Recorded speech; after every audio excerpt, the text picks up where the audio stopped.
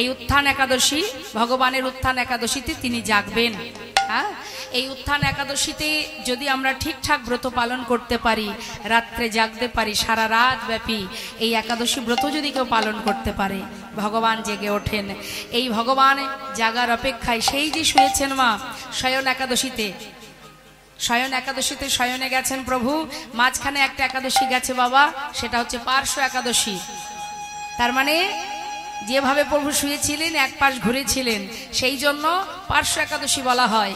আর এটা হলো উত্থান একাদশী, মানে এবার প্রভু জাগবেন।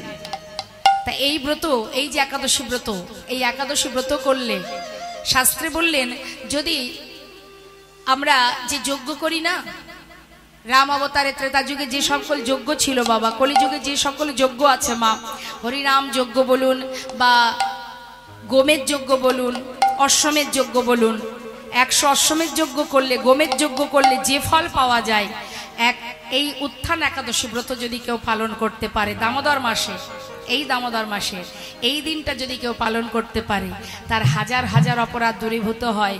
এমনকি সে আর এই ভবে, এই পৃথিবীতে ত্রিতাপ জ্বালা ভোগ করার জন্য আর তাকে জন্ম পেতে হয় না।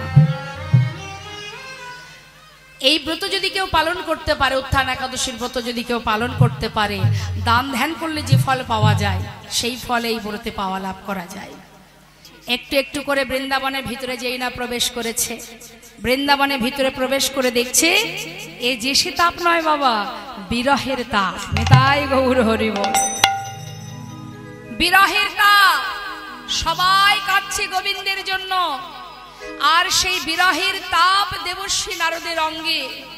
দেবর্ষী নারদ দেখে অবাক হয়ে গেল। আমি ভাবতাম আমি মনে হয় প্রভুর বড় ভক্ত, বৃন্দাবনে না এলে আজ বুঝতে পারতাম না বৃন্দাবনবাসী গোবিন্দকে কত ভালোবাসে। এক দৃষ্টিতে তাকিয়ে আছে, মা যশোমতী কাঁদছে, সখাগণ কাঁদছে, ব্রজবাসী কাঁদছে, রাধারানী কাঁদছে। দেবর্ষী নারদ দেখে হন্তদন্ত হয়ে চঞ্চল হয়ে গেল। দেবর্ষী, হে দয়াময়, হে প্রভু, হে তোমার কেমন লীলা, এ তোমার কেমন লীলা। তবে এটাই কি তোমার ধর্ম যে তোমাকে ভালোবাসে তুমি তাকেই কি কাঁদাও? এ তোমার কেমন লীলা প্রভু। আরে কত কাঁদাবে তো তোমার ভক্তকে। আজ তুমি সবাইকে ছেড়ে দ্বারকায় গিয়ে তুমি রাজপ্রাসাদ নিয়ে রাজ্য সিংহাসন দখল করে বসে আছো, বেশ তো সুখে আছো তুমি। তবে বলো বলো প্রভু, এদেরকে কাঁদিয়ে রাজা হয়ে বসে থেকে তোমার কত সুখ, কত আনন্দ ভোগ করছো তুমি। আমি যে আর পারছি না দয়াময়। আজ আমি নিজে গিয়ে দেখতে চাই যে সবাইকে কাঁদিয়ে তুমি কত সুখে আছো। দেবর্ষী নারদ নিজের বীণাকে বলছে, বীণা রে, যে নাম এতদিন করেছিস ভুলে যা সেই নাম। যে নাম করলে সারা জীবন কাঁদতে হয় সেই নাম ছেড়ে দে। এই নাম আর করবি না, আজ থেকে রাধা নাম কর। বল বল যন্ত্র, নিজের বীণাকে বলছে দেবর্ষী, বল বল যন্ত্র, রাধা নামে মন্ত্র। বল বল যন্ত্র, রাধা নামে মন্ত্র। জাগ যজ্ঞ ব্রত পূজা কিছু নাহি। বল বল যন্ত্র, রাধা নামে মন্ত্র।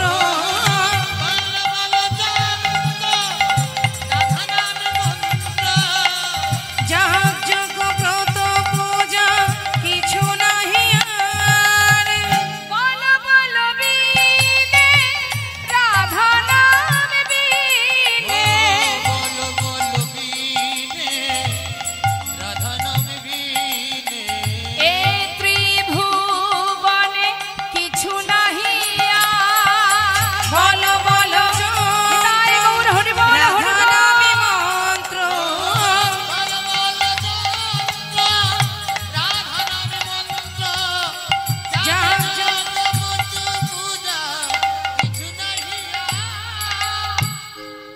ধরে নিয়ে যেতে বল, আর দেরি করিস না, তাড়াতাড়ি যা, তোদের রাজাকে গিয়ে বল যে গুরুদেব দ্বারে এসেছে।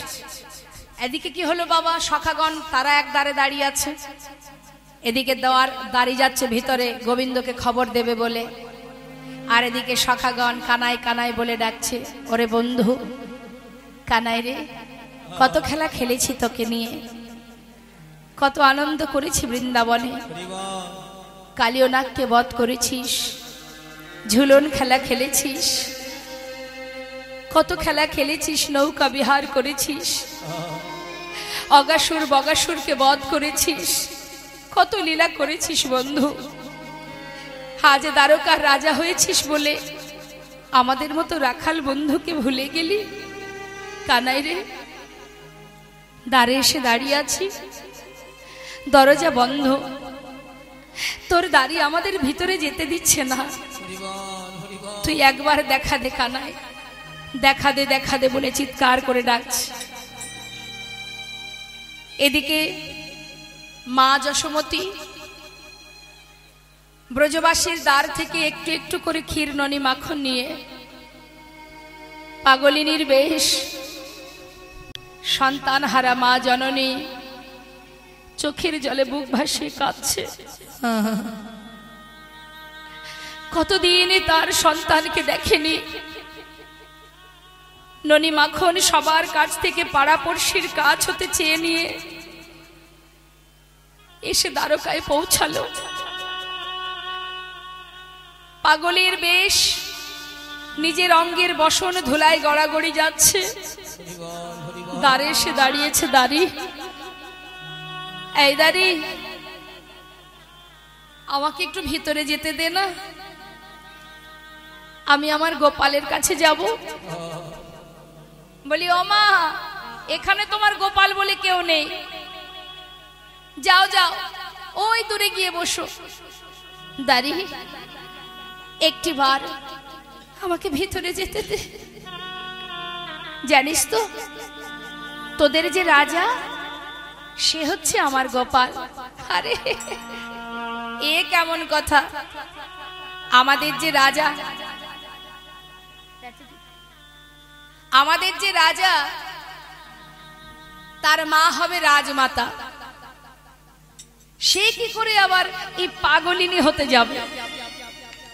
বলি ও বুড়ি মা, বয়স হয়েছে মনে হয়, হয়তো মাথা খারাপ হয়ে গেছে, শোনো শোনো ওই দূরে গিয়ে বসে থাকো, আমাদের মহারাজ বড় দয়াল, যজ্ঞ শেষ হলে যখন দ্বারে আসবে তখন আমি তোমায় ডাকবো, তুমি কিছু চেয়ে নিও। ওরে জানিস দাঁড়ি, আমার কোনো কিছুরই অভাব নেই, শুধু আমার একটাই অভাব, আমার মা বাবার কাছে মূল্যবান ধন কি? মূল্যবান ধন হচ্ছে তার সন্তান। বলছে দেখ আমার কিছুরই অভাব নেই, শুধু আমার সন্তান আমার কাছে নেই, দে না দাঁড়ি একটি বার ভিতরে যেতে দে, আমার গোপাল না খেয়ে আছে, কতক্ষণ সে ননি মাখন খাইনি, আমি একটা বার ভেতরে যাই। আহ কেন বারবার বিরক্ত করছো, কথা বললে শুনতে পাও না? শোনো বুড়িমা, বারবার বলছি দূরে সরে যাও, কথা না শুনলে আমার কাছে চাবুক আছে, এই চাবুক দিয়ে আমি তোমাকে আঘাত করব। দাঁড়ি তুই আমাকে মারবি? মার, যত খুশি মার, তবে মারবি যদি আমার পিঠে মার। এই দেখ আমি ব্রজমাইদের কাছ থেকে ননি মাখন এনেছি আমার সন্তানকে দেব বলে, দেখিস আমার সন্তানের এই ক্ষীর ননি মাখনটুকু যেন পড়ে না যায়। দাঁড়ি রে, আমি তোর পায়ে পড়ি, একবার যেতে দে, আমি যে কতক্ষণ তাকে দেখিনি, কতদিন তাকে দেখিনি, একবার আমায় যেতে দে। আহ কেন গোল করছো বারবার, এক কথা বারবার কেন বলছো? দেখতে পাচ্ছ না লেখা আছে প্রবেশ নিষেধ? এ তো কোনো কথাই শুনছে না, চাবুক বাহির করে দাড়ি মা যশোমতীকে আঘাত করতে শুরু করেছে।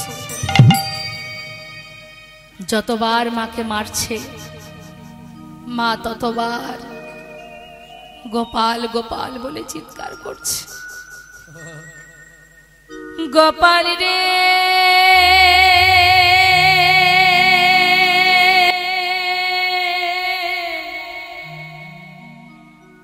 গোপাল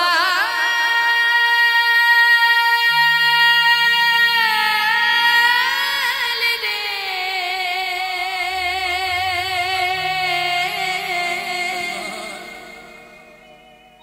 সারা দে গোপাল সারা দে, গোপাল রে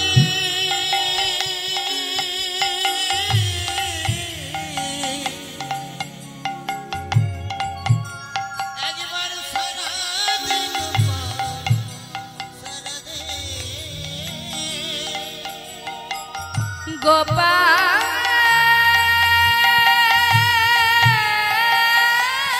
রে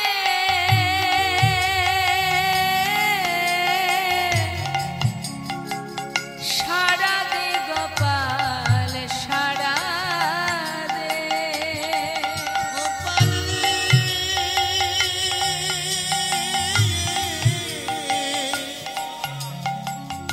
সারা দে গোপাল সারা দে, অভাগিনী মাতো, অভাগিনী মাতো রে, অভাগিনী মাতো, ফুকারে কাঁদে রে, সারা দে গোপাল সারা দে, গোপাল রে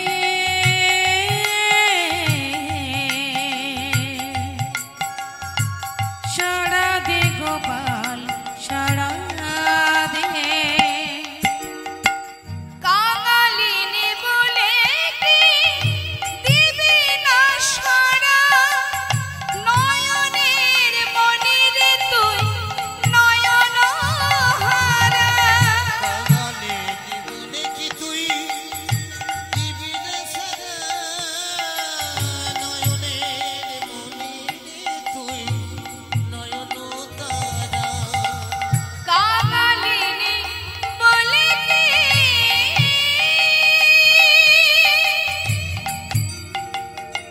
দিবি না সারা,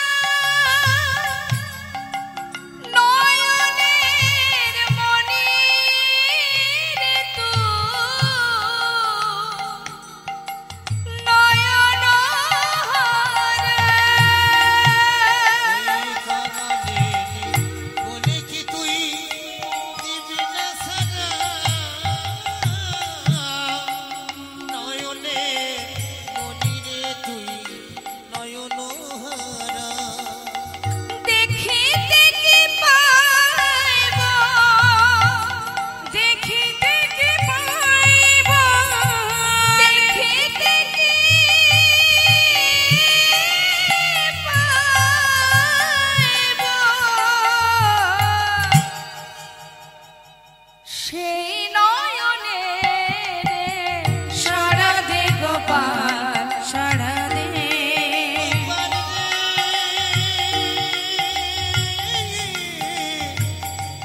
সারা দে গোপাল সারা দে, যে বাঁশি বাজিয়েছিলি বৃন্দাবনে,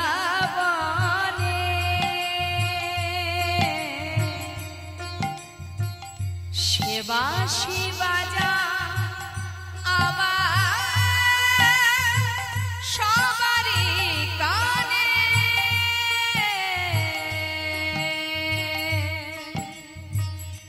ওরে গোপাল গোপাল আমার, ওরে আমার ওরে আমার, ওরে আমার নয়ন মণি,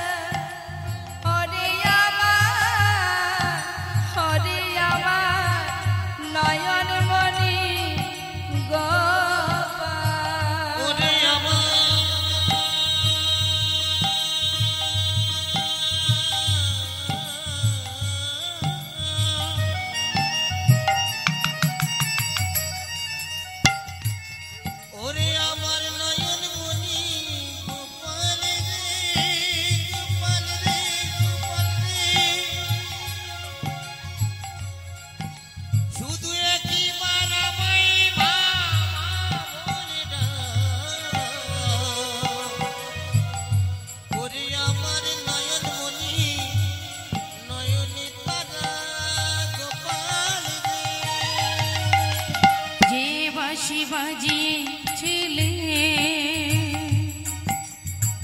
বৃন্দাবনে, সে বাঁশি বাজাও আবার সবারই কানে। তোর বিরহে কাঁদে অলিকু, শ্রীরাম সুদাম কেঁদে হয়েছে দেখু। তোর বিরহে দিয়া আদে অলিকুল, সিদাম সুদাম কেঁদে হইয়া ব্যাকুল। সোনার ব্রজ সোনার ব্রজ সোনার ব্রজ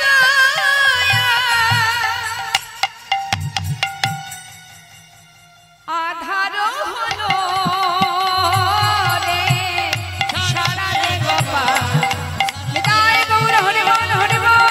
গোপাল রে, সারা দে গোপাল, সারা দে। ওরে গোপাল রে, ওরে গোপাল রে,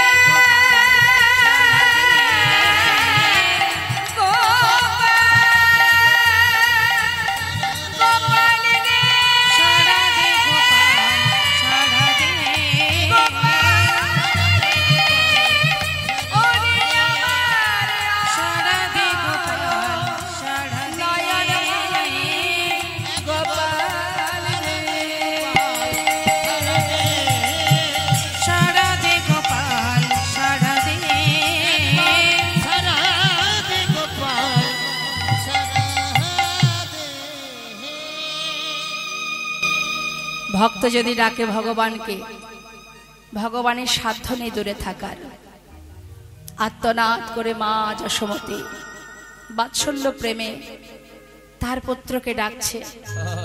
ভগবানের যজ্ঞ সম্পূর্ণ হবার পর, পূর্ণ আহুতি দেওয়ার পর, যখন কিনা জলের ঝাড়ি নিয়ে চারিপাশে ঘুরছে, এমন সময় মায়ের কান্না শ্রবণ করে বলে উঠল, দাদা এবার আমায় যেতে হবে। কোথায় যাবি কানাই? দাদা দ্বারে মা এসে কাঁদছে, আমাকে যেতে হবে দাদা, আমি আর পারছি না। জলের ঝাড়ি ফেলে রেখে ভগবান কৃষ্ণচন্দ্র বৃন্দাবনবাসীকে খুশি করবার জন্য নিজের অঙ্গ থেকে 4টে মূরতি ধারণ করে 4 দ্বারে ছুটতে ছুটতে যাচ্ছে। মহাজন পদাবলিতে লিখছেন, বাঞ্ছা কল্পতরু ভগবান সকলে বাঞ্ছা পুরাবে বলে, কল্পতরু ভগবান সকলে বাঞ্ছা পুরাবে বলে, কল্পতরু ভগবান সকলে। বাঞ্ছা কল্পতরু যাচ্ছে এক এক দ্বারে এক এক ভাবে। তো কে কিভাবে দেখছে? সখ্য প্রেমে সখাগণ দেখিতে পাইল, সখ প্রেমে সখগণ দেখিতে পাইল, ভাই কানাই বলে কাঁধে তুলে নিল। ভাই কানাই হরে বলে হরে তুলে নিল, ভাই কানাই বলে কাঁধে তুলে নিল। ভাই কানাই বলে কাঁধে তুলে নিল, কল্পতরু ভগবান সকলে বাঞ্ছা পুরাবে বলে, কল্পতরু ভগবান সকলে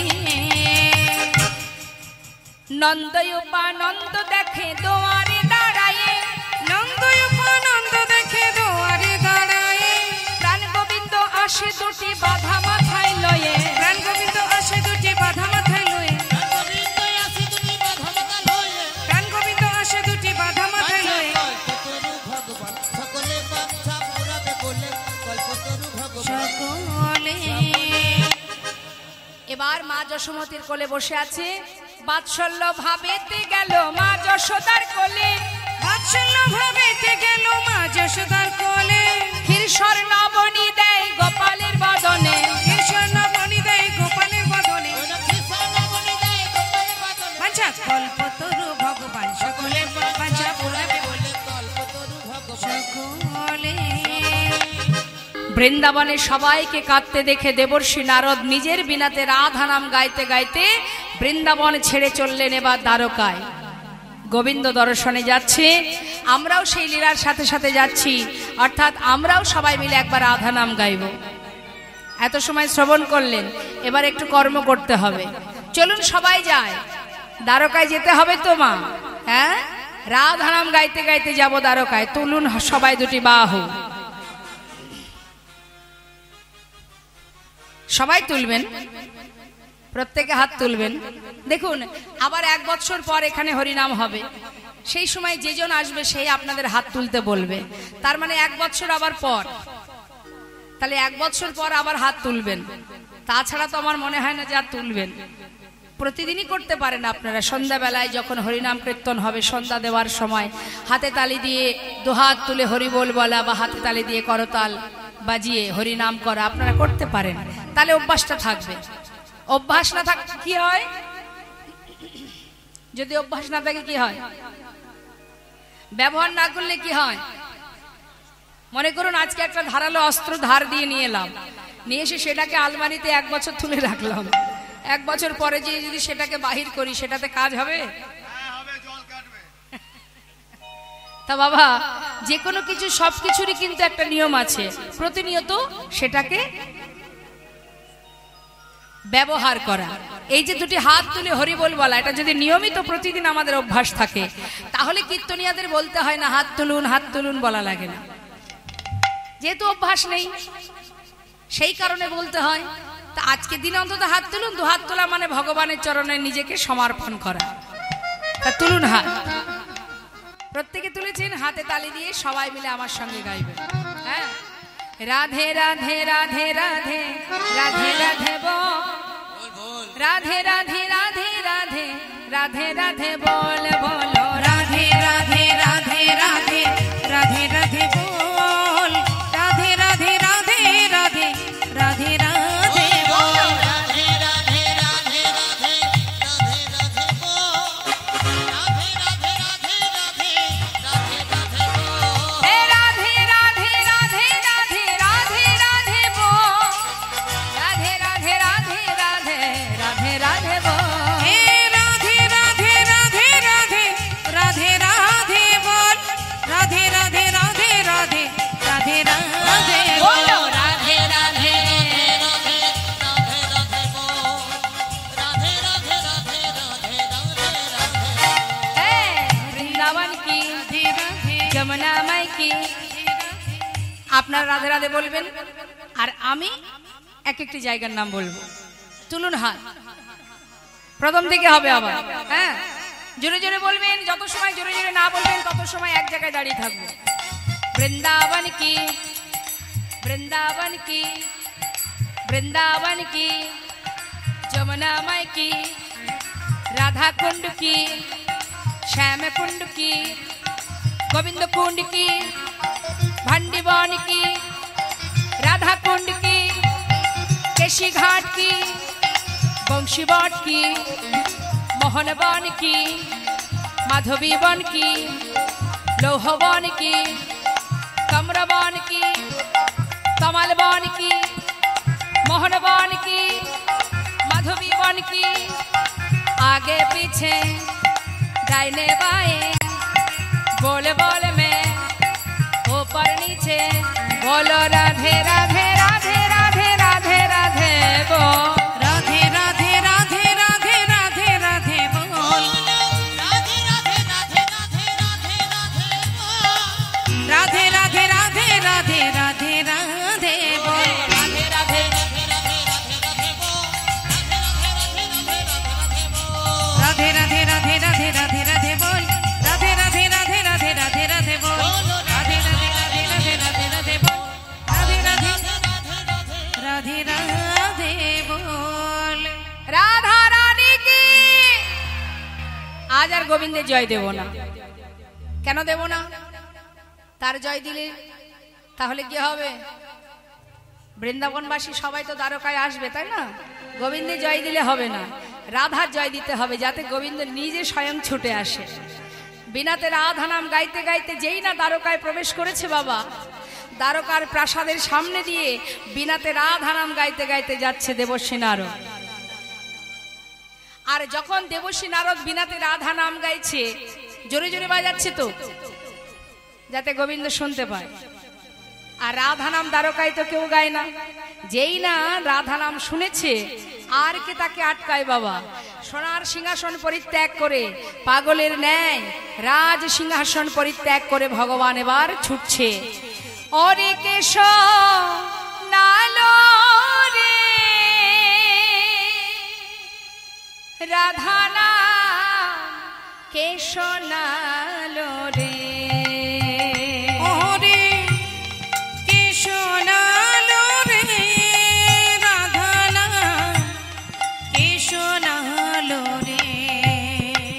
ওরে কেশ নালো রে রাধা নাম কেশ নালো রে। ওরে যার নাম শুনে এ প্রাণ যার নাম শুনে এ প্রাণ আমার, যার নাম শুনে এ প্রাণ আমার, নাম শুনে এ প্রাণ আমার। আকুল কইল রে রাধা নাম রাধা নাম কেশ নালো রে রাধা নাম কেশ নালো রে। যখন এই প্রাসাদ পরিত্যাগ করে সদর দরজার বাইরে দরজায় পথের ধারে এসে দাঁড়িয়েছে, দেবর্ষী নারদকে বিনা বাজাতে দেখে ছুটে গিয়ে দেবর্ষী নারদের চরণে পড়েছে, প্রণাম করলেন। দেবর্ষী নারদ বললেন, হে প্রভু শান্ত হও। দেবর্ষী আমার প্রণাম গ্রহণ করুন। দেবর্ষী আমি বুঝতে পেরেছি বৃন্দাবন থেকে তুমি এসেছো। আমার বৃন্দাবনবাসী সবাই কেমন আছে? আমার মা যশোবতী, আমার রাধা রানী, আমার সখাগণ, ব্রজবাসী, তারা সবাই কেমন আছে বলো? দেবর্ষী কেমন আছে? দেবর্ষী নারদকে সসম্মানে ভেতরে নিয়ে গিয়ে আসন পেতে বসতে দিয়েছে মা। পাতা আসনে বসে দেবর্ষী নারদ বলছে, হে রাজন, বৃন্দাবনবাসী কেমন আছে সে কথা পরের কথা। আমি তোমাকে দেখে অবাক হয়ে যাচ্ছি রাজন। এ কোন বিপদ এসেছে তোমার জীবনে? তোমার কি হবে উপায়? আমার কি হয়েছে রাজন? আর জীবনে কত অভিশাপ কুড়াবে? সবাইকে কাঁদিয়ে, প্রত্যেকটি মানুষকে কাঁদিয়ে, এই জগতের প্রত্যেকটি জীবকে কাঁদিয়ে সবার অভিশাপ যে তোমার মাথায়। আজ বৃন্দাবনবাসী তোমার জন্য সবাই কাঁদছে। প্রত্যেকের চোখের জল যেগুলো তোমার কাছে আজ অভিশাপ হয়ে দাঁড়াচ্ছে। মনে পড়ে সেই কুরুক্ষেত্রের কথা, মনে পড়ে সেই মাতা গান্ধারীর অভিশাপের কথা। যে সকল সন্তান প্রাণ হারিয়েছিল তাদের মায়ের আর্তনাদের কথা। সবার অভিশাপ যে তোমার মাথায় প্রভু। এই অভিশাপ থেকে তোমাকে উদ্ধার হতে হবে, এই পাপ থেকে তোমাকে মুক্ত হতে হবে। কি করব আমি দেবর্ষী? আমার কি করার আছে? তুমি বলে দাও, কি করলে আমার এই সমস্ত অপরাধ থেকে আমি মুক্তি পাব?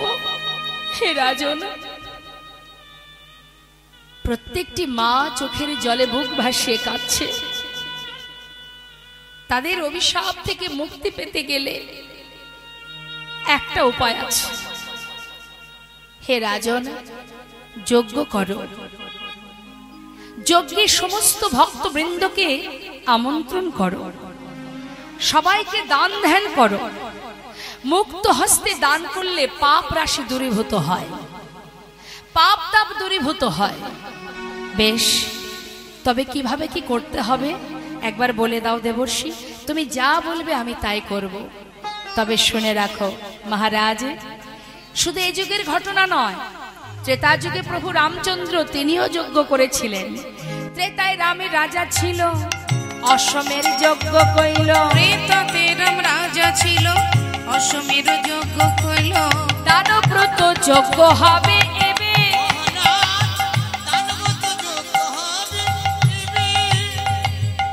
দানব্রত যজ্ঞ হবে এবে। মহারাজ দানব্রত যজ্ঞ হবে এবে। এই যে যজ্ঞটি এর নাম হবে দানব্রত যজ্ঞ। আর এই দানব্রত যজ্ঞে যে যা চাইবে তাকে দিতে হবে, তবে কৃপণতা করলে হবে না। যদি কোনো কিছু দান করতে গিয়ে মনের ভিতরে হিংসা হয়, রাগ হয়, ক্রোধ জন্মায়, তাহলে হবে না। জেনে রাখুন, আপনারাও জেনে রাখুন, এখানে যত ভক্ত আছেন আপনাদেরও বলি, যদি কোনো ধর্মীয় কাজ আপনারা করেন বা কোনো দান ধ্যান করেন, দান করতে গেলে কৃপণতা করা যাবে না। আর দিতে গেলে আপনাকে এমন কিছু দিতে হবে যেটা আপনি ঘরে ফেলে রেখেছেন সেটা কাউকে দিলেন, এটাকে দান বলে না। দান করতে গেলে একেবারে শুদ্ধভাবে মুক্ত হস্তে দান করতে হবে। যতটা আপনার সামর্থ্যে কুলায় আপনি প্রাণ ভরে দান করুন, কিন্তু দানের সময় কৃপণতা তো করাই যাবে না। আর নিজের কিছু রেখে তাকে দান করা যাবে, করতে হবে, এটা করা যাবে না। এমন ভাবে দান করবেন হাসি মুখে। মনে করুন অনেকে আছে, এই শীতের দিন আসছে বাবা, অনেকে আছে কম্বল দান করে, বস্ত্র দান করে, কিন্তু মাগো দান করবার পরে যদি অহংকার এসে যায়, অনেকের আসে, আমি এত কম্বল দিয়েছি, এত বস্ত্র দিয়েছি, এই যে অহংকার আমি দিয়েছি, এই অহংকার আসলে হবে না। তাই দান করতে হবে রাজন। তোমার যদি সর্বস্ব হারিয়ে যায় তাতেও কোনো দুঃখ নেই। হে মহারাজ, দান করবে যে জনা যা চাইবে হাসি মুখে দিতে হবে।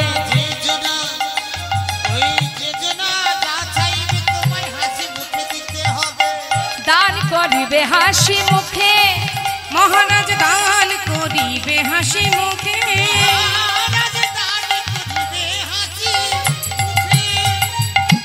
সব শেষে দান দিয়া ভিক্ষার ঝুলি কাঁধে লইয়া, সব শেষে দান দিয়া ভিক্ষার ঝুলি কাঁধে লইয়া, ভিক্ষা মেগে খাবে মন সুখে।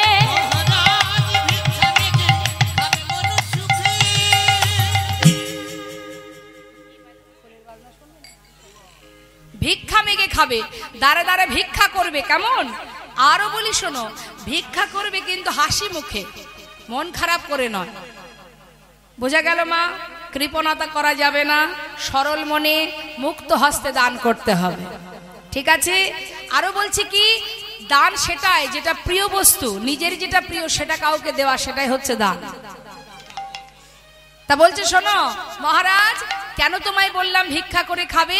এই যে তুমি দান ধ্যান করবে, যদি তোমার ভেতরে অহংকার আসে, সেই কারণে তোমার দানের অহংকার দূরে যাবে, তোমার দানের অহংকার দূরে যাবে, দানের অহংকার দূরে যাবে। দানে প্রতি তো রীতি, দানের অহংকার দূরে যাবে। দানে প্রতি তো রীতি, শোনো শোনো হে রাজন, দানে প্রতি গৌর হরিবল হরিবল। দান প্রতি তো রীতি, দানের অহংকার দূরে যাবে। ভিক্ষা মেগে মহারাজ ভিক্ষা মেগে খাবে মন সুখে। বেশ, তাহলে নারদের কথা শুনি কহে দেবী দিনমণি, নিমন্ত্রণের ভার কে বালবে। তাহা শুনে মোহন কয়, চিন্তা কেন দয়াময়, দেবর্ষিরে ভার দাও এবে। চিন্তা করছো কেন? নিমন্ত্রণের দায়িত্বটা দেবর্ষিকে দিয়ে দাও। কারণ মা, দেবর্ষি নারদ সারাদিন ওই ত্রিভুবন ঘুরে বেড়ায়, স্বর্গমত্ত পাতাল, কোথায় কোন গলি আছে না আছে, কোথায় কোন সাধু আছে, সব কিন্তু দেবর্ষির জানা। আর তার গাড়িটা কি সরু না? গাড়িটা সরু গাড়ি তো, তা গলি যদি সরু হয় তাও চলে যাবে। চিন্তা নেই প্রভু, দেবর্ষির উপরে দায়িত্ব দিয়ে দাও। কারণ সারাদিন স্বর্গমত্ত পাতাল ত্রিভুবন ঘুরে ঘুরে বেড়ায়, রাস্তাঘাট সব চেনা তার। তুমি নিমন্ত্রণের দায়িত্বটা দেবর্ষিকে দিয়ে দাও। দেবর্ষি নারদ বললেন, বেশ তাই হবে।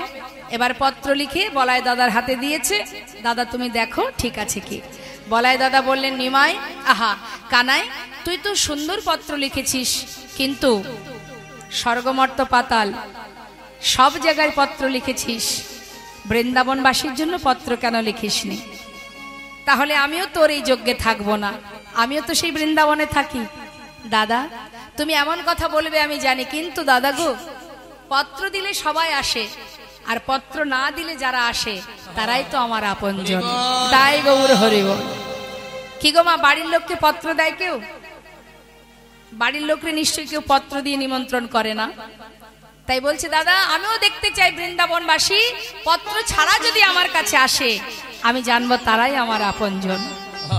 এখন দেবর্ষি নারদ নিমন্ত্রণের দায়িত্বে চললেন মা, আর ভগবান তিনি বিশ্বকর্মাকে স্মরণ করে এবার যজ্ঞের ব্যবস্থা করতে শুরু করলেন।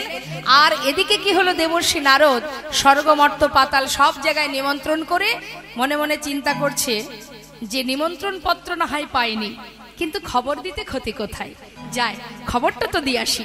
এই ভেবে বৃন্দাবনে এসেছে। বৃন্দাবনে এসে সবার আগে পৌঁছালো মা যশোমতীর অঙ্গনে। মা যশোমতী ভূমিতে মূর্ছা গেছে। রুনুঝুনু নুপুরের শব্দ শুনতে পেয়ে মা আমার চমকে উঠেছে। হরি, কে রে তুই? এমন নুপুরের ধ্বনি শোনা যায়? আমার গোপাল এলি নাকি? তুই কি আমার গোপাল? দেবর্ষি নারদ বলছে মা আমি দেবর্ষি, তবে আমি তোমার গোপালের সন্ধান এনেছি মা। দ্বারকায় তোমার পুত্র কানাই বলায় দুজনে বিশাল বড় যজ্ঞ করছে, তাই সেই খবর দিতে এলাম মা গো। তোমরা দেরি করো না, শিগগিরই চলে যাও দ্বারকায়। মার আনন্দ ধরছে না। জানিস দেবর্ষি, আমার যে আর চলার মতো শক্তি নেই, কি করে যাব আমি? যেতে তো তোমাকে হবেই মা, তুমি আর দেরি করো না। এদিকে প্রেমময়ী রাধা রানী কৃষ্ণ বিরোহিনী পথে বসে কাঁদছে। ললিতা বিশাখা বলছে রাধে রাধে, ওই দেখ ওই দেখ দেবর্ষি নারদ এসেছে, চল আর দেরি করিস না। রাধে ওরে বৃষভানু রাজনন্দিনী, রাধে রাধে রাধে রাধে রাধে, চল চল দেবর্ষির কাছ থেকে আমরা খবরটা নিয়ে আসি তোর বধূ কেমন আছে। শ্রীমতী রাধা রানীর সখীদের সঙ্গে করে দেবর্ষির কাছে এসে বলছে মণিবর একবার বলো আমার পরাণ বধূ কেমন আছে। কুশলে আছে কুশলে আছে, তোমরা সবাই শোনো সে অনেক ভালো আছে, বিশাল বড় যজ্ঞ করছে, তাই তোমরা আর দেরি করো না, এক্ষুনি যাত্রা করো। প্রভাসেতে যজ্ঞ করে কৃষ্ণ বলরাম, প্রভাসেতে যজ্ঞ করে কৃষ্ণ বলরাম, সেই যজ্ঞের সংবাদ দিতে আমি নারদ যে এলাম। যাও যাও প্রভাসের তীরে যাও, যাও যাও প্রভাসের তীরে যাও, যাও যাও প্রভাসের তীরে যাও, যাও যাও ওগো আর বিলম্ব করো না গো, যাও যাও প্রভাসের তীরে যাও, আর বিলম্ব করো না গো, যাও যাও প্রভাসের তীরে যাও। সেই যজ্ঞের সংবাদ দিতে আহা, সেই যজ্ঞের সংবাদ দিতে নারদ যে এলাম। সবাইকে বার্তা দিয়েছে মা। খবর পাওয়া মাত্রই এবার রাধা রানীর আনন্দ ধরছে না। সে চিন্তা করছে যে দেশে আমার বধূ নেই আমি আর সে দেশে থাকবো না, আমি আমার বধূর দেশে চলে যাব। তাই মনের খুশিতে রাধা রানী পসরা সাজিয়ে সখী বেষ্টিত হয়ে বলছে সখী রে আর কেন, চলে যাত্রা করি। রাধা রানী খবর পেয়ে মনের আনন্দে বধূ দর্শনে যাচ্ছে বাবা, চিরতরে বৃন্দাবন ত্যাগ করে যাচ্ছে।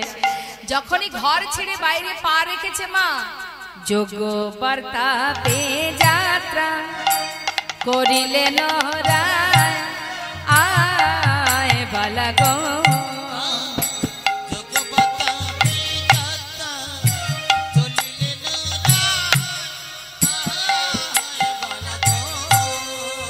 যোগ্য বার্তা পেয়ে যাত্রা করিলেন রায়, আয় বালা গো বার্তা পেয়ে যাত্রা করিলেন রায়। সখীগণ সঙ্গে চলে শহীদ বড়া,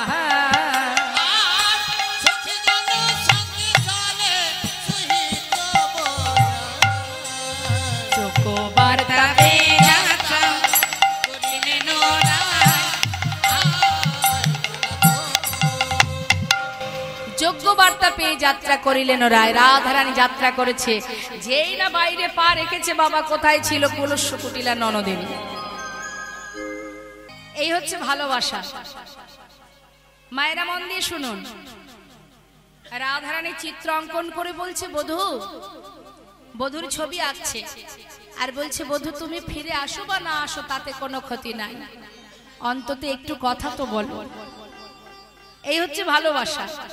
তুমি আসতেও পারো নাও পারো, আমার তাতে কোনো দুঃখ নেই, কিন্তু একটু কথা বললেই আমি খুশি। আর আমরা আমাদের স্বামীদের কি বলি, এই শোনো এই পথে যাবে না, এর দিকে তাকাবে না, খবরদার ওই দিকে যাবে না, বলি না? দেখুন ভালোবাসা কাকে বলে। বধূ তুমি আসো বা না আসো তাতে কোনো দুঃখ নাই, একটু কথা তো বলো। শ্রীমতী রাধারানী চিত্র অঙ্কন করছে, কেমন করে আঁকছে? সর্বাগ্রে কোথায় আঁকছে মা? মাঝখান থেকে। আঁকিয়া সে কোটি পরাই ঘটি, কত না যতন করি, দেখো আকিয়া সে কুটি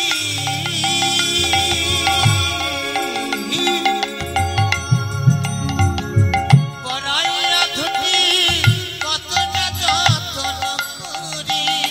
আবার নাভি সরোবর আখিল তারে পর, কত না যতন করে।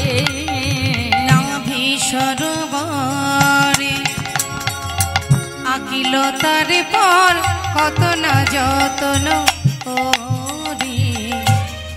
আগে কোমরটা এঁকেছে, তারপরে নাভি সরোবর এঁকেছে।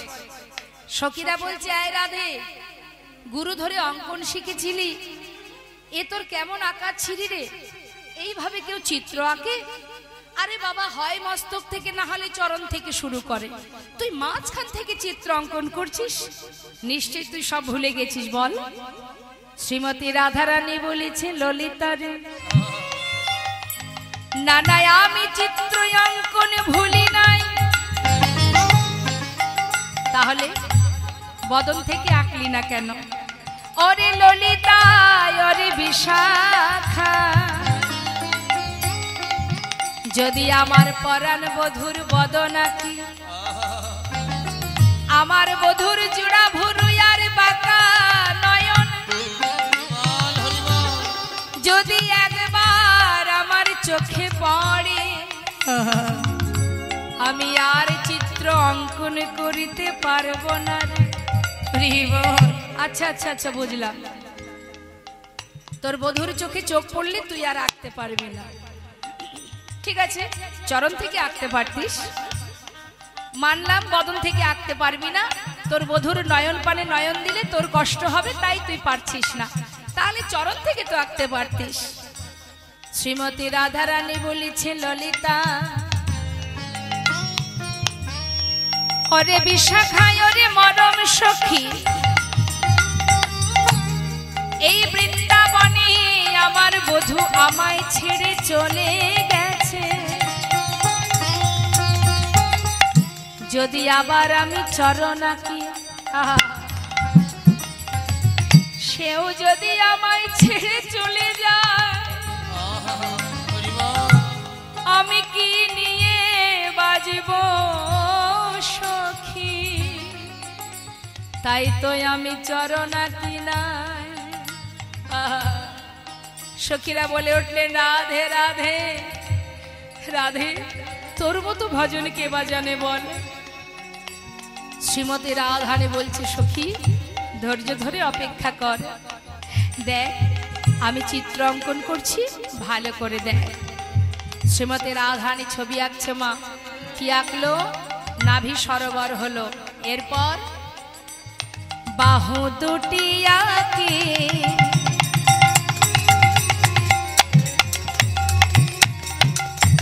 অগ ছল ছল আঁখি, বাঁশিটি দিল সেই করে, ওই না বাহু দুটি আঁকি,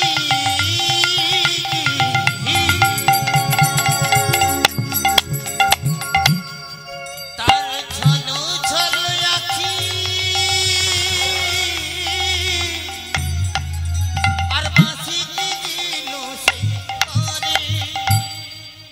আবার কণ্ঠ কুম্ভ কিবা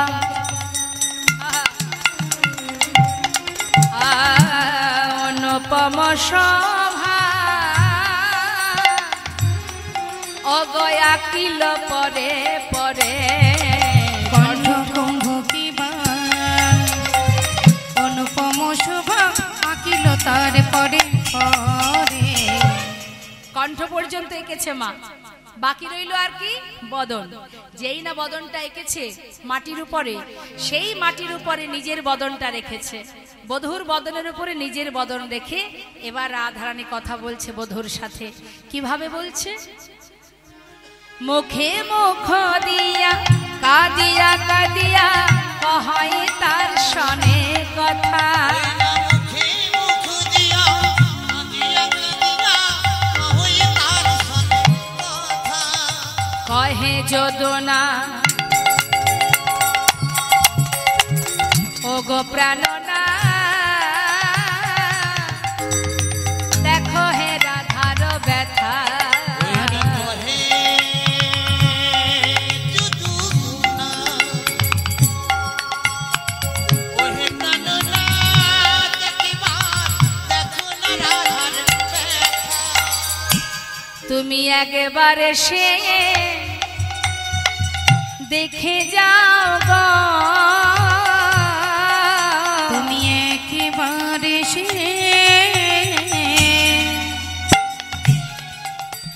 দেখে যাও গো। আমাদের রাধা রানী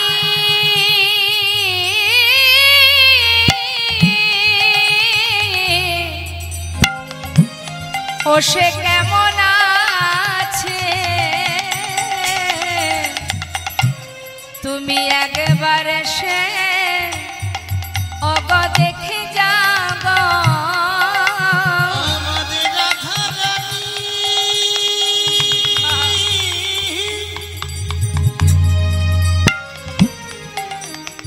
সে কেমন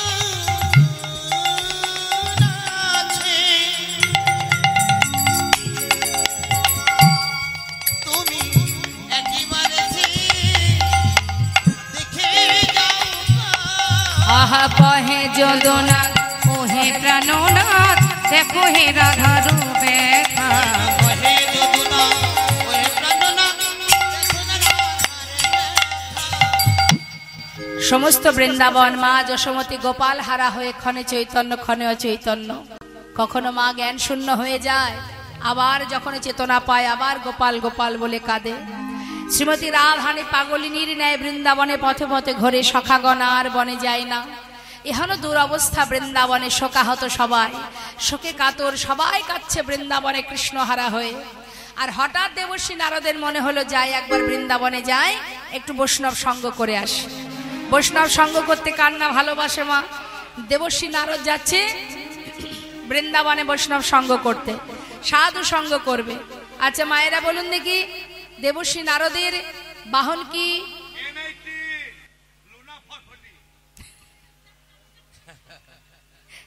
মায়েরা বলুন ঢেকি। দেবর্ষী নারদ যাচ্ছে ঢেকির পিঠে চড়ে বৃন্দাবনে। বিধির নন্দনয়াজি চিন্তা মনে মনে, বিধির নন্দনয়াজি চিন্তা মনে মনে।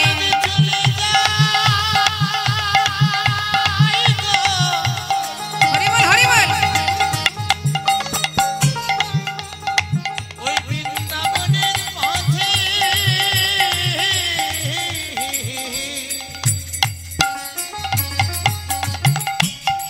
ও নারদ চলে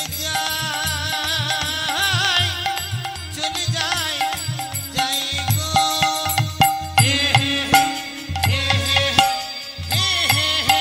বিধির নন্দনয়াজি চিন্তা মনে মনে।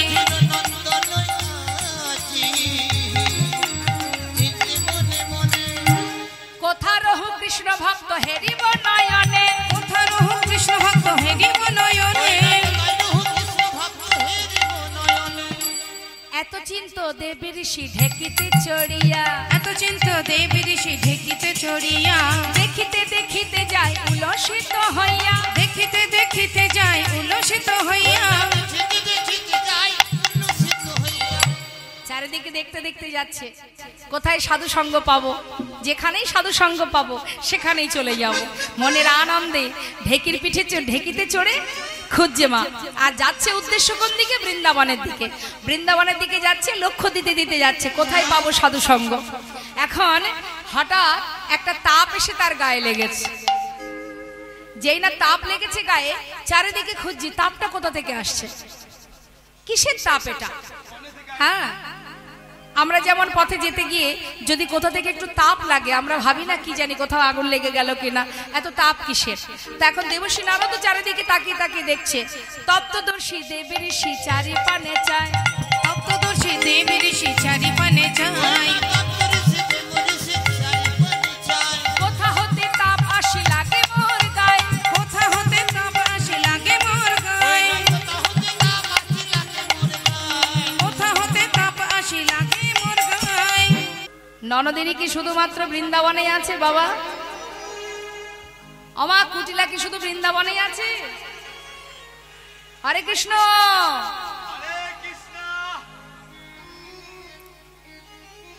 ঘুম আসছে? বলুন তো দেখি, কুটিলা কি শুধু বৃন্দাবনেই পাওয়া যায়? শুধু যে বৃন্দাবনে কুটিলা আছে এটা ভাববেন না, সব সব জায়গায় আছে না?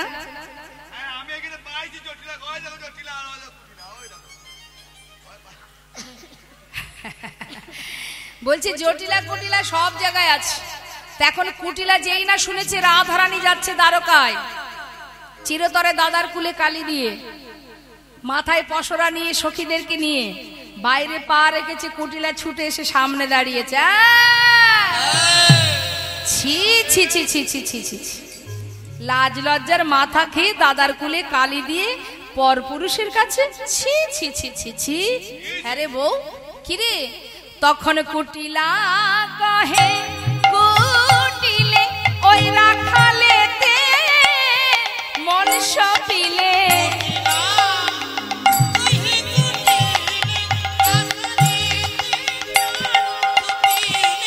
চিরকাল তোর কলঙ্ক গেল ও না ও না, চিরকাল তোর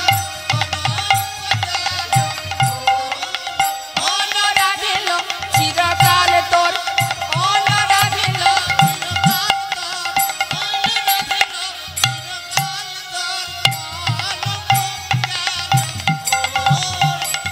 ছি ছি ছি ছি ছি ছি। কুলে কালি দিয়ে কলঙ্কিনীর বোঝা মাথায় নিয়ে, আরে নিজের স্বামী ছেড়ে সংসার ছেড়ে শাশুড়ি ননদিনী ত্যাগ করে সতী রমণী হয়ে পরপুরুষের, ছি ছি ছি ছি। হ্যাঁ রে বউ, বলি লাজ লজ্জা নেই বলে তোর কিছু? হ্যাঁ, কিচ্ছু নেই রে। শ্রীমতী রাধানী চুপচাপ দাঁড়িয়ে আছে, কোনো কথা বলছে না। এত কথা ননদিনী বলছে, রাধানী কোনো কথাই বলছে না। আর দেখবেন বাবা, কেউ যদি আপনার সঙ্গে ঝগড়া করতে আসে, সে যদি একভাবে বক বক করে, আপনি কোনো উত্তর যদি না করেন, দেখবেন আর এক সময় দেখা যাবে সে আরো রেগে গেছে, কারণ আপনি তো উত্তর করছেন না। আপনি কোনো কথা না বললে সে আরো রেগে যাবে। এখন কুটিলার আরো রাগ হচ্ছে, এত কথা বলছি ও কোনো উত্তর করছে না। এই বউ, আমার কথা কানে যাচ্ছে না? শুনতে পাচ্ছিস না? কালা হয়েছিস নাকি রে? কোথায় যাচ্ছিস? দাদার কুলে কালি দিয়ে চুপচাপ দাঁড়িয়ে থাক, দাদাকে ডেকে আনি, দেখি তোর কত বড় সাহস।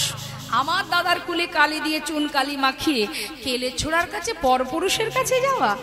রাধানী বলছে, ননদিনী আমি এখানেই দাঁড়িয়ে থাকবো, তুমি যাও তোমার দাদাকে ডেকে নিয়ে এসো। এখন কুটিলা হন্তদন্ত হয়ে ছুটছে দাদাকে প্রমাণ দেবে। দাদা, বলি ও দাদা, শোনো শোনো শোনো, বলি শোনো না দাদা, হচ্ছে ওই বলি কি, আমি আমার কথা বললেই তো তোমার রাগ হয়, বলতে গেলেও চিন্তা হয় কি জানি আবার বকা খাবো কিনা। বলছি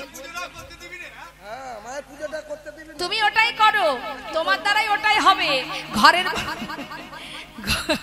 ঘরের বউ যে কোথায় কার কাছে যাচ্ছে সেদিকে তো খেয়াল নেই। কি মা, সারা বছর যদি গান বাজনা করে বাইরে বাইরে ঘোরে, তা বাড়ির বউ কোথায় যায় সেদিকে? বৌদির নামেই নিন্দা মুন্দা করে। কি খুলে বল দিনি কি হচ্ছে বল। বলি বউটাকে একটু লক্ষ্য রাখবে না? চলে গেছে গো, চলে গেছে তোমাকে ছেড়ে চিরতরে। ওই যে আর কোথায়, ওই যে কেলে ছোড়ার কাছে যাচ্ছে। ভালো চাও নিজের বউটাকে এখনো নিজের কাছে রাখার চেষ্টা করো। দেখাতে পারবি তো? পারবো মানে পথের ধারে দাঁড়িয়ে আছে, আর দেরি করো না, শিগগিরই চলো। দেখাতে না বললে কি তোর একদিন কি আমার একদিন কাটবো, আজ কাটবো আমি। কুটিলা বলছে তুই যে প্রতিদিন এসে জ্বালাস আমার আর সহ্য হয় না রে। দেখ যদি দেখি ওই বউ কেলে ছোড়ার কাছে যাচ্ছে, হ্যাঁ মানে তোর বউ মানে আমার বউ যদি চলে যায় তাহলে ওই বউকে বলি দিয়ে তবে ঘরে ঢুকবো। আর যদি দেখি মিথ্যা কথা, এই তোকে আমি আর বাঁচিয়ে রাখবো না।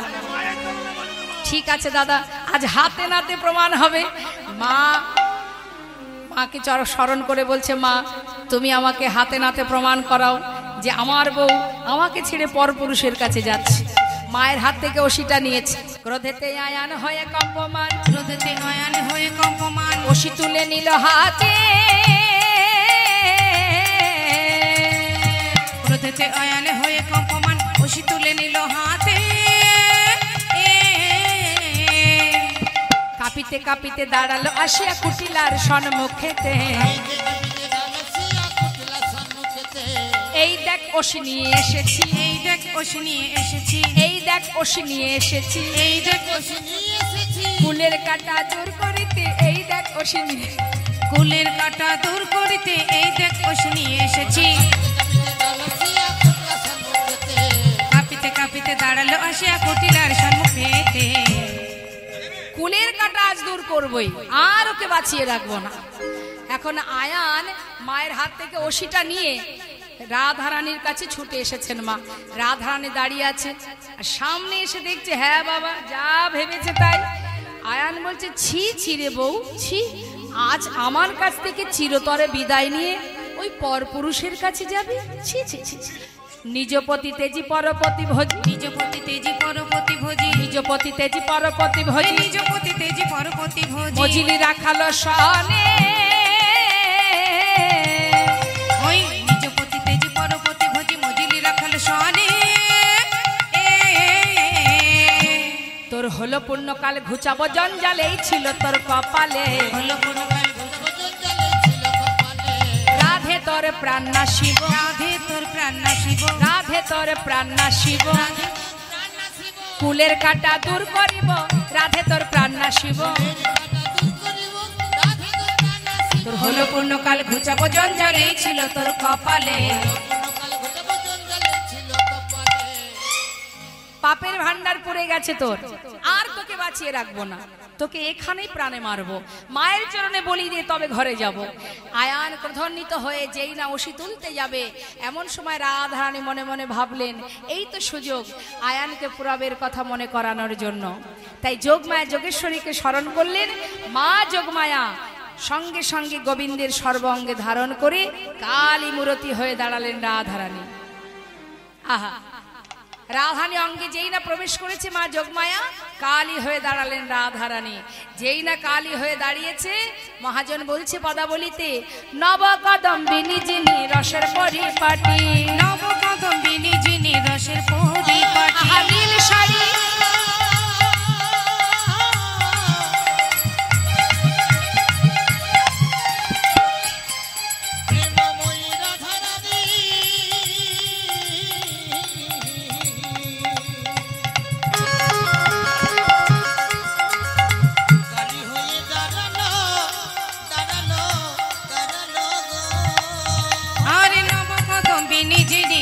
পরিপাটি। নীল শাড়ি খসাইয়া পরায় অরুন্ধতী, নীল শাড়ি খসাইয়া পরায় অরুন্ধতী।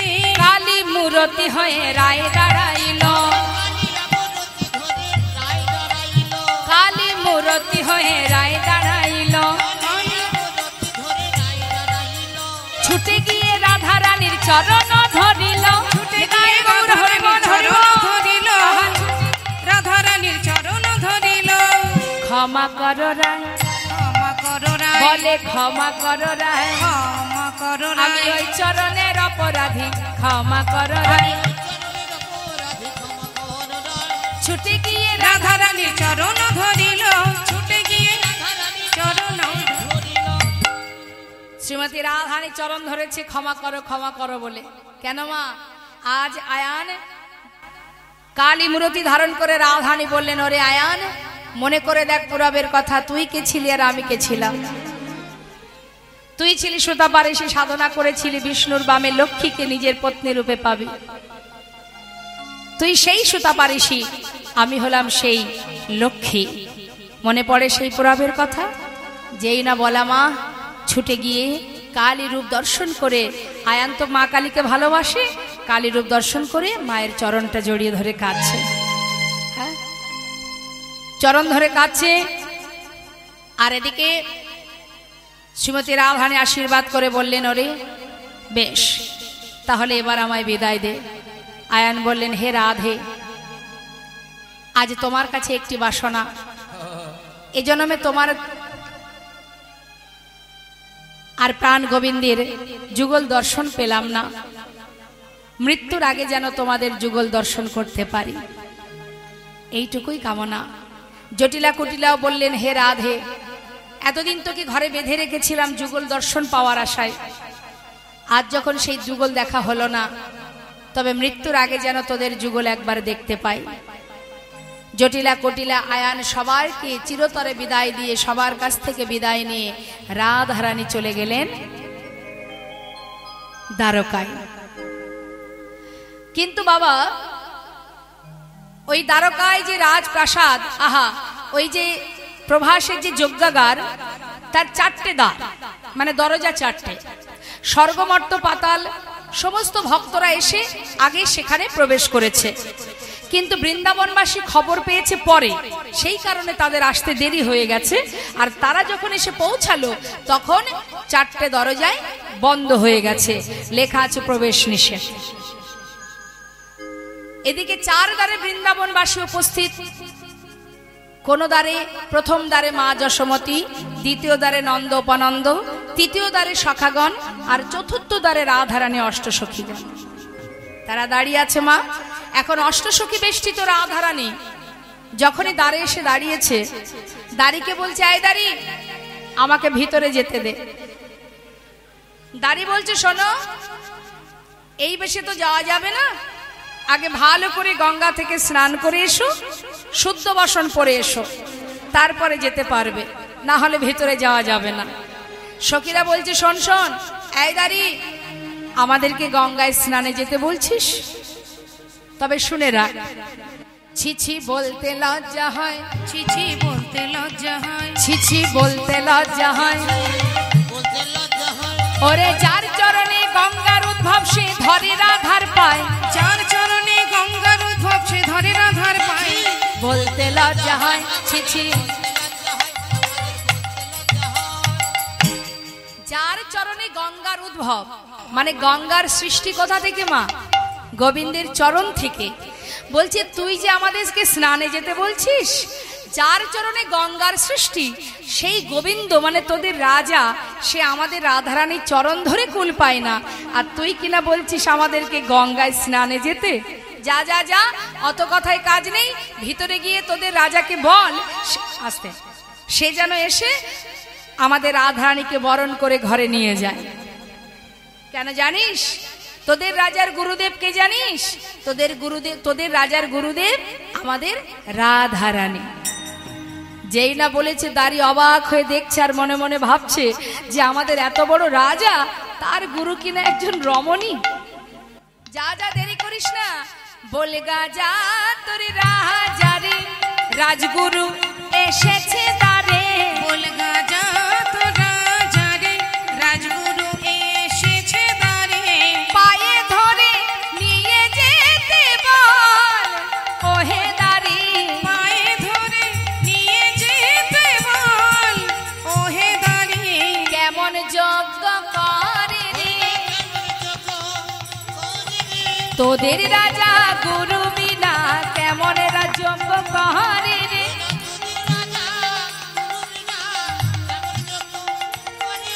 পায়ে ধরে নিয়ে যেতে বল ওহে দ্বারে।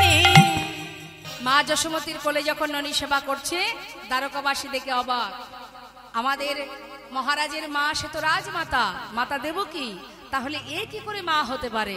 দেবকী মায়ের কানে যেই না খবরটা গেছে, মা দেবকী ছুটতে ছুটতে এসে মা যশোমতীর কোল থেকে সন্তানকে হাত ধরে টানছে, আমার কৃষ্ণ। আর এদিকে মা যশোমতী বলছে, আমার গোপাল। দ্বারকাবাসী বলছে, আমরাও দেখতে চাই প্রকৃত মাকে। দুই মা যদি এক সন্তানকে টানাটানি করে, তাহলে আমাদেরও তো মনের ভিতরে নানাবিধ সন্দেহ জাগে যে আসল মাকে। তাহলে কি করে পরীক্ষা দেয়া যায় মাকে? না, শতবস্ত্র পরপর টানানো হবে, আর এক পাশে থাকবে গোবিন্দ, এক পাশে থাকবে দুই মা, 100টা বস্ত্র টানানো হবে। যে মা তার স্তনদুগ্ধ এই শতবস্ত্র ভেদ করে গোপালের বদনে দিতে পারবে, সে হবে গোপালের প্রকৃত মা। আমরা প্রমাণ করে দেবো। মা দেবকী মনে মনে চিন্তা করছে, আমি কারাগারে সন্তানকে জন্ম দিয়েছি, আমি নিশ্চিত আমি তার মা, এর জন্য আবার পরীক্ষার কি দরকার? সবাই বলছে যখন দিতে হবে। মা দেবকী গর্ব ভরে বলে উঠলেন, আমি আগে পরীক্ষা দেব, কারণ আমি কারাগারে জন্ম দিয়েছি, আমি তার মা। এটা হচ্ছে অহংকারের কথা বাবা। যেই না পরীক্ষায় দাঁড়িয়ে পরীক্ষা দিতে গেল, সঙ্গে সঙ্গে কি হলো? পরাজিত হলো মা। গর্বে দেবকী সস্তন ধরে, গর্বে দেবকী সস্তন ধরে, প্রথম বসন ভেদি না করে, প্রথম বসন ভেদি না করে। ভেদ হলো না, ভেদ হলো না, প্রথম বসন ভেদ হলো না, প্রথম বসন ভেদি না করে। একটা বস্ত্র ভেদ হলো না বাবা। গর্ভভরে যখনই স্তনদুগ্ধ দিতে গেল, একটা বস্ত্র ভেদ হলো না, শত বস্ত্র পড়ে থাক। আর এদিকে দ্বারকাবাসী বললেন, তোমার তো পরীক্ষা হয়ে গেছে, এবার তুমি চলে যাও, মা যশোমতী আসুক, মা যশোমতী পরীক্ষা দিক। মা যশোমতী দ্বারে দাঁড়িয়ে পরীক্ষায় দাঁড়িয়ে বললেন, গোপাল, জগতে সবার কাছে যদি আমি প্রমাণিত হই আমি মা নই, আমার কোনো দুঃখ নেই। সবাই জানুক আমি তোর মা নই, কিন্তু আমি তো জানি তুই আমার সন্তান। এই দীনতা নিয়ে মা আমার গোপালকে ডাকছে, গোপাল গোপাল গোপাল বলি,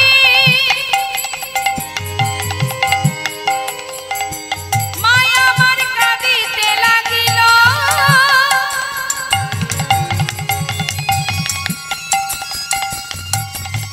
শত বস্ত্র ভেদ করে দুগ্ধ বদনে পড়িল। গোপাল গোপাল গোপাল বলে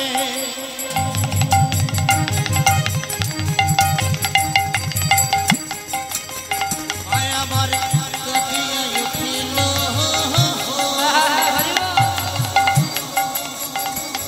আজ শত বস্ত্র ভেদ করে বদনে পড়িল। ভাষায় দিল, ভাষায় দিল, ভাষায় দিল, ভাষায় দিল, গোপালের বদন ভাষায় দিল, গোপালের বদন ভাষায় দিল, যজ্ঞ কুণ্ড ভাষায় দিল, কুণ্ড ভাষায় দিল, নয়ন নীরে দুগ্ধ ক্ষীরে গোপালের বদন ভাষায় দিল, নয়ন নীরে দুগ্ধ ক্ষীরে গোপালের বদন ভাষায় দিল, শত বস্ত্র ভেদ করে বদনে পড়িল। শত বস্ত্র ভেদ করে দুগ্ধ বদনে পড়িল। সবাই বলে উঠলেন, তাহলে গোপালের প্রকৃত মা মাতা যশোমতী। মা দেবকী বললেন, আমি কেন দুগ্ধ দিতে পারলাম না? তখন ভগবান বললেন, মা মনে করে দেখো সেই পুরাবের কথা, একবার নয় বারবার আমি দুগ্ধ থেকে বঞ্চিত হয়েছি তোমার হাতে। কারাগারে জন্ম নেবার পরও তুমি আমায় এক ফোঁটা দুগ্ধ দাওনি, তার আগেই বসুদেব পিতার মাথায় করে আমাকে গোকুলে পাঠিয়ে দাও। রাম অবতারে যখন আমি বনবাসে যাই, তখনও তুমি আমাকে, আমার মাতা কৌশল্যা দুগ্ধ এনেছিল, তুমি আমাকে সেই দুগ্ধ পান করতে দাওনি, তবে আজ কেন পান করব? আর মাতা যশোমতীর স্তন দুগ্ধ পান করেছি কেন? যিনি একটি স্তনের বিনিময়ে ভিক্ষা করে আমাদের সেবা দিয়েছিল। আমি প্রতিজ্ঞা করেছিলাম, কথা দিয়েছিলাম, যে স্তন দুগ্ধ, আহা, যে স্তনের বিনিময়ে সেবা দিয়েছ, আগত দাপর যুগে কৃষ্ণ হয়ে সন্তান হয়ে সেই দুগ্ধ আমি পান করব। তাহলে মা কে? যশোমতী মা প্রমাণিত হলেন, মা যশোমতী হলো গোপালের মা। এদিকে আমার রাধারানী, তিনি অভিমানী, অভিমান করে দাঁড়িয়ে আছে। ভগবান কৃষ্ণচন্দ্র রাজবেশ পরিধান করে এসেছে, এখন রাধারানী বদনটা ঘুরিয়ে দাঁড়িয়ে আছে। সখী চলে যেতে বল, আমি কোনো রাজাকে ভালোবাসিনি, ভালোবেসেছিলাম বৃন্দাবনের এক রাখালকে। গোবিন্দ রাজবেশ ছেড়ে দিয়ে রাখালের বেশ পরিধান করে এসে দাঁড়ালেন। তরাতরি করে ধরে বসাইল বামে, তরাতরি করে ধরে বসাইল বামে, নিজ বসনে মোছাইল রায় মুখ ঘামে, নিজ বসনে মোছাইল রায় মুখ ঘামে, নিজ বসনে মুছাইল রায় মুখ ঘামে, নিজ বসনে মোছাইল রায় মুখ ঘামে। কল্পতরু ভগবান সকলে বাঞ্ছা পুরাবে বলে কল্পতরু ভগবান। সকলে ভগবান কৃষ্ণচন্দ্র রাধারানীকে নিজের বাম পাশে বসিয়ে নিজের অঙ্গের বসন দিয়ে রাধারানী মুখটা ভালো করে মুছিয়ে দিলেন। দেবার পর কি করলেন, ওই যে মা প্রভাস নদী যে অভিশাপ্ত ছিল তার অভিশাপ দূরীভূত করার জন্য ভগবান আনিয়া প্রভাসের চরণ ধোয়ালো, আনিয়া প্রভাসের জন্য ধর চরণ ধোয়াইল। গোবিন্দ দাসী কহে প্রভাস তীর্থ যে হইল, আহা গোবিন্দ দাস কহে নিতাই গৌর হরি বল হরি প্রভাস তীর্থ যে হইল, গোবিন্দ দাস কহে প্রভাস তীর্থ যে হইল। কল্পতরু ভগবান সকলে বাঞ্ছা পুরাবে বলে কল্পতরু ভগবান। সকলে এবার সখীগণ কি করলেন, একটি সুন্দর মালা গেথে রাধার হাতে দিলেন। আনিয়া মালতীর মালা রায়ের করে দিল, আনিয়া মালতীর মালা রায়ের করে দিল। নে সখী নে, আর নয়, এবার এই মালাটা বধুর গলায় পরিয়ে তুই বাপাসে দাঁড়া, আমরা যুগল দর্শন করি। বধুর গলায় পরাইয়া বামে দাঁড়াইল, মধুর গায়ে গৌর হরি বল হয়ে দাঁড়াইল, মধুর গলায় পরাইয়া বামে দাঁড়াইল। আচ্ছা কল্পতরু ভগবান সকলে বাঞ্ছা পুরাবে বলে কল্পতরু সকলে। রাধা গোবিন্দ যুগলে দাঁড়ালেন। আমরা সবাই এবার যুগল হেরে যুগল গুণগান গাইব। সবাই দুটি বাহু তুলে একবার বলবো, জয় রাধে রাধে বল, কৃষ্ণ কৃষ্ণ বল, রাধে রাধে বল, কৃষ্ণ কৃষ্ণ বল, জয় রাধে রাধে রাধে বল, কৃষ্ণ কৃষ্ণ বল, রাধে রাধে বল, কৃষ্ণ কৃষ্ণ বল। রাধে রাধে বল, কৃষ্ণ কৃষ্ণ বল, রাধে রাধে বল, কৃষ্ণ কৃষ্ণ বল। জয় রাধে জয় কৃষ্ণ, জয় রাধে জয় কৃষ্ণ। রাধে জয় কৃষ্ণ, রাধে জয় কৃষ্ণ। দর্শন করুন আপনারা যুগল মূরতি, রাধা গোবিন্দের যুগল মূরতি, হৃদয় মন্দিরে পরমাত্মার দর্শন করুন। আর সেই সঙ্গে আমরা দুটো ভজন শ্রবণ করে তারপরে নিতাই করে জয়ধ্বনি করব।